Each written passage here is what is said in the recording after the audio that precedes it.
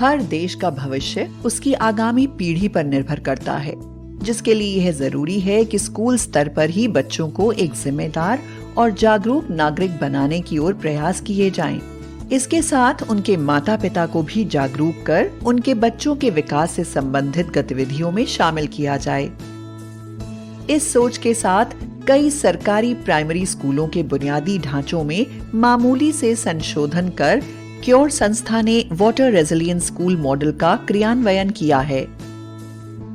यह अवधारणा पुनः चक्रण विधि व संसाधनों के संरक्षण पर आधारित है, जो बच्चों को पर्यावरण, सामाजिक और आर्थिक मुद्दों पर आवश्यक समझ बनाने एवं कार्रवाई करने के लिए उपयुक्त कौशल का विकास करती है।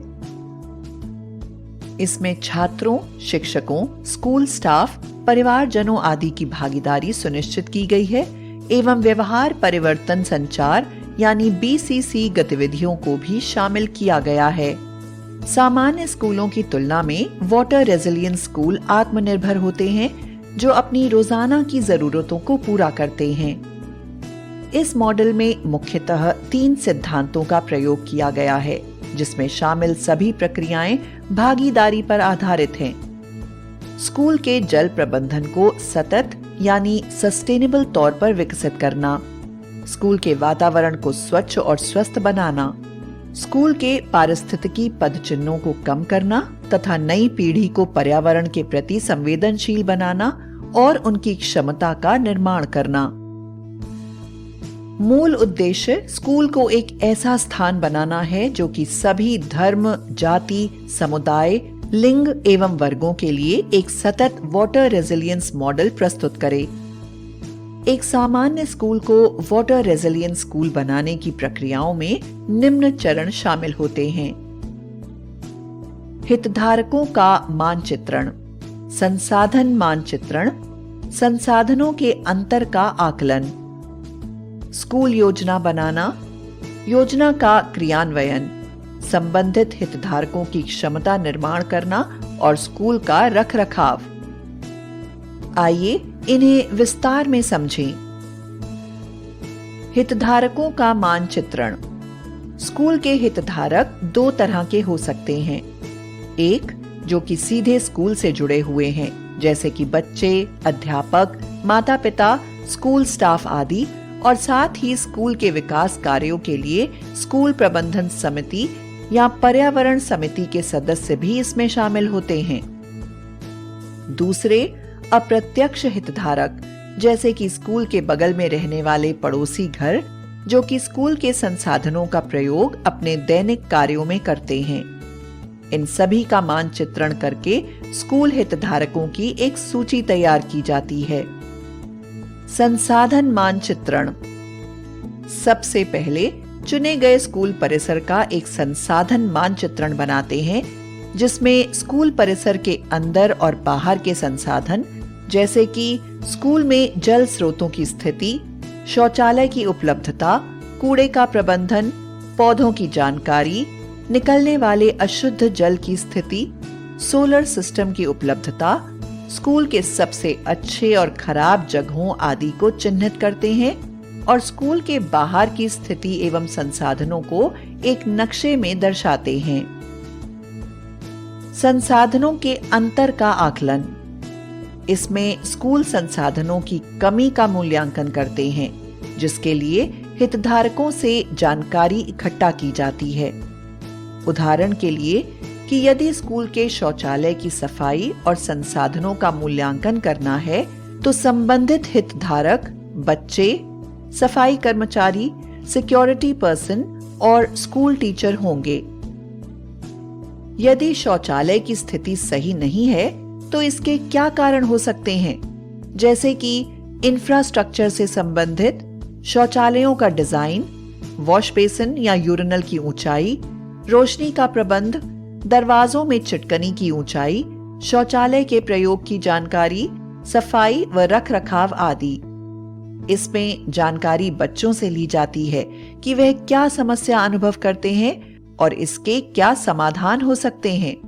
सफाई कर्मचारी के पास पर्याप्त मात्रा में पानी एवं सफाई के सामान की उपलब्धता, दूषित पानी के निकास का प्रबंध, सफाई प्रशिक्षण का स्तर, प्लंबिंग की ट्रेनिंग के लिए इच्छुकता, सिक्योरिटी गार्ड से शौचालयों को स्कूल समय के बाद प्रयोग करने वालों की संख्या की जानकारी, उनकी समस्या और निदान आदि का पता लगाया जाता है।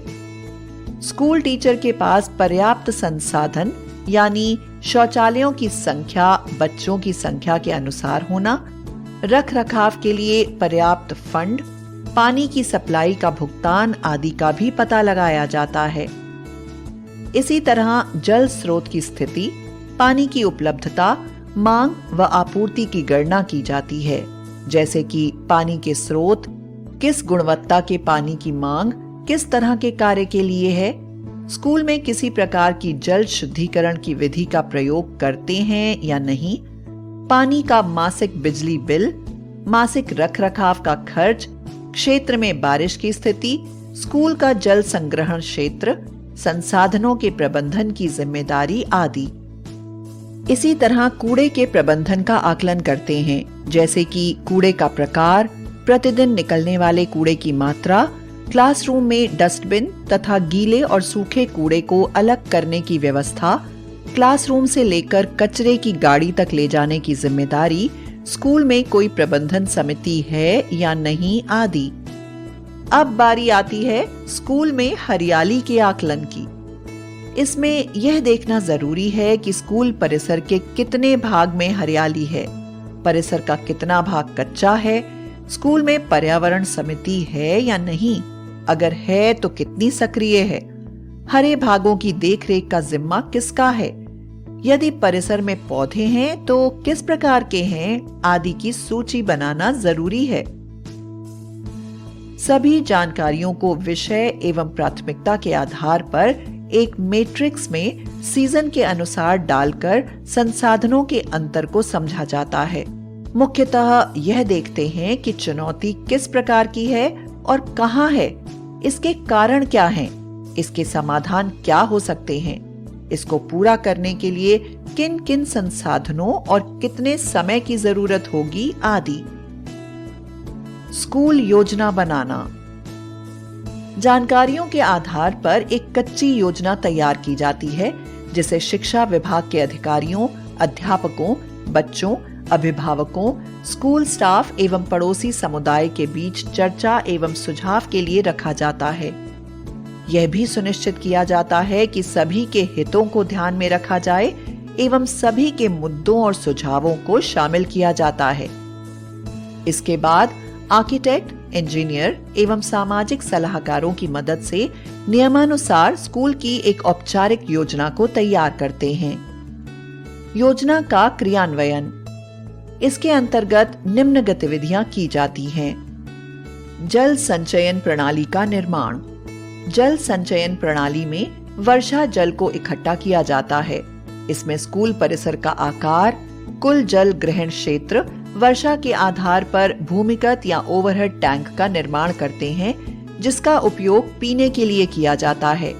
इसका डिजाइन एवं क्रियान्वयन कुशल इंजीनियर एवं आर्किटेक्ट की सलाह पर किया जाता है। इस प्रणाली के रख रखाव की जिम्मेदारी school staff, school cabinet, eco club को दी जाती है, जिनका प्रशिक्षण भी किया जाता है। कंस्ट्रक्शन की ज्यादा जानकारी के लिंक को विजिट करें। पानी के प्लेटफॉर्म का नवीनीकरण। पीने के पानी के प्लेटफॉर्म का नवीनीकरण किया जाता है, जिसमें प्लेटफॉर्म की ऊंचाई, चाइल्ड फ्रेंडली नल, टंकी की मरम्मत, पानी के निकासी आदि शामिल होते हैं। निकलने वाले पानी को डी-वॉट प्रणाली के साथ जोड़ा जाता है। इसका रखरखाव स्कूल के कर्मचारी और छात्र छात्राएं चाइल्ड कैबिनेट बनाकर करते हैं। प्रत्येक क्लास में एक जल प्रमुख होता है, जिसका प्रशिक्षण किया जाता है। डी-वॉट प्रणाली।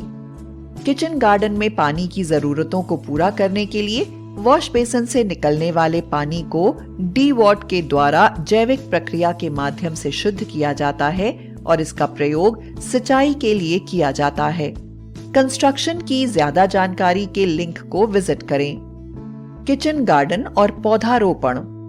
स्कूल परिसर की खुली जगह का उपयोग किचन गार्डनिंग और पौधे रोपण के लिए किया जाता है। इसके लिए पूरे परिसर को 2 भागों में विभाजित करते हैं। एक भाग जहां पर सूरज की पर्याप्त रोशनी आती है और दूसरा जहां रोशनी कम आती है या नहीं आती है। इसके आधार पर अलग अलग प्रकार के पौधों का चुनाव किया जाता है। प्रत्येक भाग को छात्रों छात्राओं द्वारा सब्जियों की नर्सरी विकसित करने और देखभाल करने के लिए सौंपा जाता है, जिसके लिए छात्रों छात्राओं को प्रशिक्षण भी दिया जाता है। इनमें उगने वाली सब्जियों को मध्याह्न भोजन यानी मिड डे मील बनाने के लिए उपयोग किया जाता है। इस प्रक्रिया में स्कूल स्टाफ, टीचर्स, अभिभावकों को भी शामिल करते हैं, जो कि योजना बनाने से लेकर श्रमदान और समय समय पर निरीक्षण करने का काम भी करते हैं। कंपोस्ट पिट का निर्माण। स्कूल परिसर को हरा भरा और पर्यावरण को स्वस्थ रखना स्कूल परिसर को टॉक्सिक फ्री बनाने में सहयोग करता है। स्कूल से निकलने वाले गीले कूड़े को केंचुए की मदद से जैविक खाद में बदला जाता है। इससे बनने वाली जैविक खाद का प्रयोग स्कूल किचन गार्डन में किया जाता है और इससे कार्बन फुटप्रिंट भी कम होते हैं। कंपोस्ट पिट बनाने के लिए जरूरी है स्थान का चुनाव जहां पर सूरज की रोशनी सीधे न आती हो। गंध से बचने के लिए जरूरी है कि कंपोस्ट पिट स्कूल बिल्डिंग से थोड़ी दूरी पर हो और उस पर सूखी पत्तियों की परत डाली जाए। कंपोस्ट पिट का आकार 2 फीट चौड़ा, 2.5 फीट गहरा और 5 फीट तक लंबा होना चाहिए। पिट का तला पक्का होना चाहिए और दीवारों में हवा आने जाने के लिए छोटे सुराख होने चाहिए। बारिश से बचने के लिए कंपोस्ट पिट की छत में टीन शेड या एस्बेस्टस की शीट लगानी चाहिए। पिट में अपशिष्ट पानी के निकासी के लिए नाली को बनाना चाहिए। इस पूरी प्रक्रिया में 3 महीनों का समय लगता है। केंचुओं की मात्रा अधिक हो जाने पर यह अवधि कम भी हो जाती है। इन सारी प्रक्रियाओं में स्कूल टीचर, स्कूल स्टाफ, छात्र छात्राओं को अलग अलग माध्यम से प्रशिक्षण, व्यवहार परिवर्तन गतिविधियों, कूड़े को पृथक करने का प्रशिक्षण, पुनः चक्रण की विधि, पर्यावरण पर पड़ने वाले प्रभाव आदि को अलग अलग कहानियों, मूवीज, पपेट शोज, नुक्कड़ नाटक, एग्जीबिशन विजिट, लेक्चर के माध्यम से दिया जाता है। इस प्रक्रिया में क्लासरूम से निकलने वाले गीले और सूखे कूड़े के पृथक्करण से लेकर कंपोस्ट पिट में लाने और फिर किचन गार्डन तक ले जाने का कार्य शामिल होता है। क्लास कैबिनेट में स्वच्छता प्रमुख इस जिम्मेदारी को अपनी क्लास में पूरा करते हैं और दूसरों से करवाते हैं। शौचालयों की मरम्मत। इसमें स्कूल के खराब शौचालयों की आधारिक संरचना को सुधारना, स्कूल को सीवरेज सिस्टम या सेप्टिक टैंक से जोड़ना, बच्चों के लिए अनुकूल सीटें लगाना, हाथ धोने के लिए चाइल्ड फ्रेंडली वॉश बेसिन लगाना और उन्हें पानी की सप्लाई लाइन से जोड़ना, दरवाजे खिड़कियों को ठीक करना, शौचालयों को रोशनी युक्त, हवादार, बदबू मुक्त बनाने जैसे मूल सुधार किए जाते हैं। इसकी साफ सफाई के लिए कर्मचारियों को प्रशिक्षण और प्रत्येक छात्र छात्राओं को शौचालय उपयोग के लिए प्रशिक्षण दिया जाता है। क्लास कैबिनेट में स्वच्छता प्रमुख अपनी क्लास के छात्र छात्राओं को शौचालय इस्तेमाल करने का प्रशिक्षण देते हैं। संबंधित हितधारकों की क्षमता निर्माण करना। कार्यशालाओं एवं व्यवहार परिवर्तन संचार यानी BCC गतिविधियों द्वारा छात्रों, अभिभावकों, शिक्षकों, स्कूल स्टाफ और पड़ोसी समुदाय को प्रशिक्षण दिया जाता है, जिससे उनको जागरूक बनाया जा सके तथा सोच और व्यवहार में परिवर्तन लाया जा सके। इन गतिविधियों को एक नियमित अंतराल के बाद कई बार आयोजित किया जाता है। BCC गतिविधियों को 3 श्रेणियों में वर्गीकृत किया गया है, जो जल संरक्षण, शून्य अपशिष्ट विद्यालय बनाने और स्वच्छता के लिए जागरूकता बढ़ाने के उद्देश्यों से संबंधित होती हैं, जैसे कि जल संरक्षण गतिविधियां, वीडियो क्लिप्स, पेंटिंग कंपटीशन, नुक्कड़ नाटक, बायोस्कोप आदि के माध्यम से जल चक्र, पानी की गुणवत्ता, पानी के कॉम्पोजिशन और अपशिष्ट पानी के शुद्धिकरण के बारे में जागरूक किया जाता है। अपशिष्ट संबंधित गतिविधियां। शून्य अपशिष्ट विद्यालय के लक्ष्य को प्राप्त करने के लिए और दिन के दौरान उत्पन्न होने वाले कचरे का प्रकार जानने के लिए क्योर टीम और शिक्षक गतिविधियों की एक श्रृंखला में भाग लेते हैं, जो इस प्रकार है। क्योर शिक्षकों और सफाई कर्मचारियों के साथ स्कूल परिसर में डस्टबिन रखने के लिए स्थानों की पहचान यह ध्यान में रखते हुए करता है कि ये स्थान छात्रों को आसानी से दिखाई दे और जहां वे आसानी से पहुंच सके। शिक्षक छात्रों और सफाई कर्मचारियों को बायोडिग्रेडेबल और नॉन बायोडिग्रेडेबल कचरे पृथक्करण की प्रक्रिया और कचरे के निपटान के तरीकों के बारे में सिखाने के लिए वर्कशॉप्स आयोजित की जाती हैं।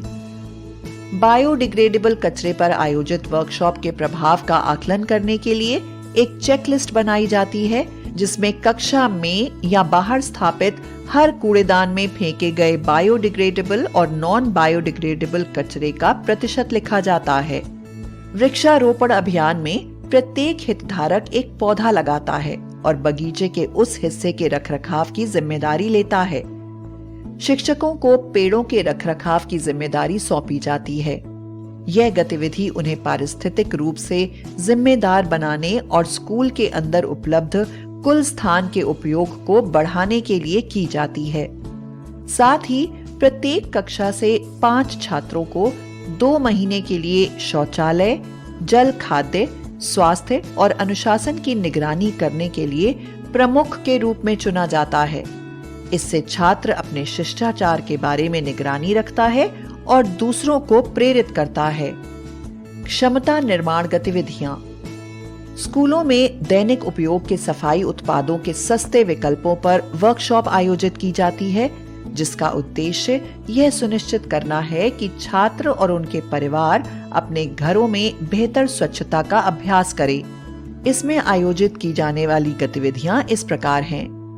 क्योर आसपास के विभिन्न समुदायों का दौरा छात्रों के माता पिता से परिचित होने, स्वच्छता की तरफ छात्रों के व्यवहार को जानने, इससे संबंधित सामान की उपलब्धता जांचने, आसपास की स्थिति और सुविधाओं की जांच करने और उन्हें आगाम गतिविधियों और बैठकों के बारे में सूचित करने के लिए करता है। शीतकालीन शिविरों का आयोजन भी किया जाता है, जिसमें छात्रों के लिए मनोरंजक खेल और माता पिता के लिए कौशल विकास की गतिविधियां करवाई जाती हैं, जो छात्रों और हितधारकों के बीच बंधन निर्माण कार्यक्रम का एक हिस्सा है। क्योर ने इस रेजिलियंस स्कूल परियोजना को पूर्वी दिल्ली नगर निगम द्वारा सहायता प्राप्त 2 प्राथमिक स्कूलों डी ब्लॉक दिलशाद गार्डन और बी ब्लॉक नई सीमापुरी में लागू किया, जिसके सकारात्मक प्रभाव दिखाई देने लगे हैं। व्यवहार परिवर्तन संचार यानी बीसीसी गतिविधियों, बुनियादी ढांचे के विकास और स्कूल पर्यावरण से छात्रों की उपस्थिति और दाखिले पर सकारात्मक प्रभाव दिखने लगे हैं। दोनों स्कूलों के जल संचयन प्रणाली द्वारा 1,85,000 लीटर वर्षा जल रिचार्ज किया गया है और 70,000 लीटर पानी को स्कूल के जल संचयन टैंक में इकट्ठा किया गया है। डी-वॉट के माध्यम से अपशिष्ट जल को शुद्ध करके स्कूल बागवानी के लिए शुरू कर दिया गया है। समुदाय में माता पिता ने भी अपने बच्चों में व्यक्तिगत स्वच्छता और स्वच्छता व्यवहार के संदर्भ में बदलाव देखे हैं। क्लास कैबिनेट के सहयोग से स्कूल परिसर एवं शौचालयों की सफाई में अंतर दिखने लगे हैं। प्रधानाचार्य और शिक्षकों ने छात्रों के विकास की ओर ध्यान देना और स्वैच्छिक रूप से स्कूली क्षेत्रों में सुरक्षा और स्वच्छता की जांच की जिम्मेदारी लेना भी शुरू कर दिया है। स्कूल के विकास में अभिभावकों का योगदान भी बढ़ा है।